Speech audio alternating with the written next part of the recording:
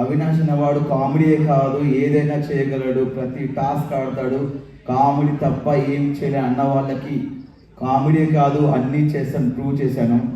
అది మీ అందరి ధైర్యం, మీరు ఇచ్చిన ధైర్యం, మీరు ఇచ్చిన బ్లెస్సింగ్స్ వల్ల thank you so much.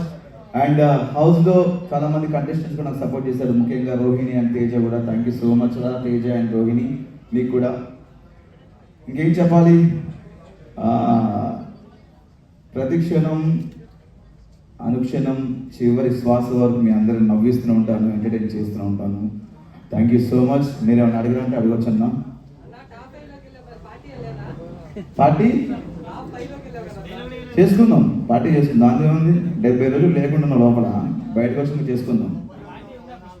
Party ఉంది, పుష్ప కూడా ఉంది థియేటర్లో. విన్నర్ నిఖిల్ గురించి కామ్ అండ్ కంపోజ్డ్. వాడు ఫస్ట్ 3 వారాలు 4 వారాలు నిఖిల్ నాకు ముందు నుంచే ఫ్రెండ్. అక్కడికి వెళ్ళాక నేను చెప్పాను, 3-4 వారాల నుంచి చాలా డల్గా ఉన్నావు, నేను నిఖిల్ని చూడట్లేదు, వేరే నిఖిల్ని చూస్తాను చెప్పాను. దాని తర్వాత కొంచెం ఎమోషన్లో ఫీల్ అయి ఉన్నాడు. వాడు ఎమోషన్స్ అన్ని పక్కన పెట్టి గేమ్ ఆడడం స్టార్ట్ చేశాడు. నైస్ పర్సన్, మంచి స్నేహితుడు, my friend, living legend. Nabil, నేను బయట ఉన్నప్పుడు నబిల్ ఆట చూశాను, 5 వారాలు చూసి చాలా కత్తిలా ఆడుతున్నా అని చెప్పేసి నేను లోపలికి వెళ్ళే ముందు చెప్పాను స్టేజ్ మీద, నాకు కత్తిలా ఆడుతున్నాడు నబిల్ అని చెప్పేసి. లోపలికి వెళ్ళాను, ఆయన మెంటాలిటీ నచ్చింది నబిల్ది, వయసులో చిన్నవాడైనా సరే చాలా బాగా ఆడుతున్నాడు. అందుకే లోపలికి వెళ్ళి నబిల్తో ఫ్రెండ్షిప్ చేయడం జరిగింది. మా ఇద్దరు కూడా సెట్ అయిపోయింది. మన కరీంనగర్, మనది కరీంనగర్, అక్కడ వరంగల్, కొంచెం సెట్ అయిపోయింది అట్లా. అన్న బిగ్ బాస్ 4 లో వచ్చిన ఎక్స్పీరియన్స్ కి బిగ్ బాస్ 8 లో వచ్చిన ఎక్స్పీరియన్స్ కి డిఫరెన్స్ ఏంటి? అప్పటికి ఇప్పుడు డిఫరెన్స్ ఏంటంటే, అప్పుడు కొంచెం తెలుసు కొంచెం తెలియదు. కొంచెం బిగ్ బాస్ సీజన్ 4లో నేను కొంతవరకు నేర్చుకున్నా లైఫ్ అంటే ఏంటనేది. సీజన్ 8లో పూర్తిగా నేర్చుకున్నాను.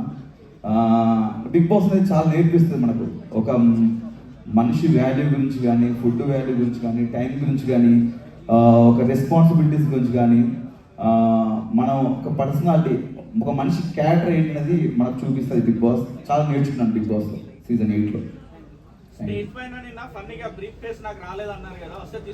100% మనకు తెలుసు, మన 15th వీక్ ఫస్ట్ డేనే అర్థం అయిపోయింది, మన కప్పు రాదు, బ్రీఫ్ కేస్ వస్తే పట్టుకొని లటక్కున పట్టుకొని వెళ్ళిపోవాలని ఫిక్స్ అయిపోయాను.